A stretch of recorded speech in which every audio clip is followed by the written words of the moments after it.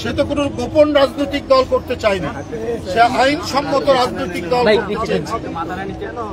যদি তার উদ্দেশ্য খারাপ থাকতো তাহলে গোপন রাজনৈতিক দল করে রাষ্ট্রবিরোধী অনেক কার্যকলাপ করত, কিন্তু রাষ্ট্রবিরোধী কার্যকলাপ তো করেইনি, বরং রাষ্ট্রের স্বার্থে, দেশের স্বার্থে, স্বাধীনতার স্বার্থে, গণতন্ত্রের স্বার্থে এই নেতা সে কথা বলেছে। আমি দেখেছি সে গলার মধ্যে মোবাইল ঝুলিয়ে আগ্রাসনের বিরুদ্ধে কথা বলেছে, স্বাধীনতার সপক্ষে কথা বলেছে।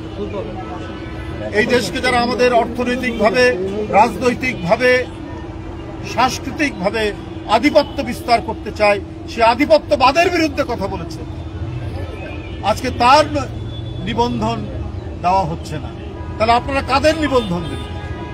আমি জানি না, কাউকে আমি ছোট করতে চাই না, কিন্তু তার যে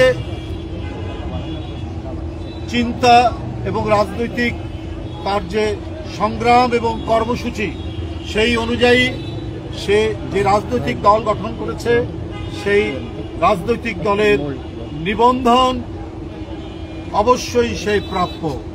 এবং এই ন্যায়সঙ্গত কারণে যে অবস্থান ধর্মঘট নাকি অনশন করছে, তার এই 50 ঘন্টা যে অনশন করছে, এই অনশন কর্মসূচির প্রতি আমি বাংলাদেশ জাতীয়তাবাদী দল বিএনপির পক্ষ থেকে পূর্ণ সংহতি জ্ঞাপন করছি। ধন্যবাদ।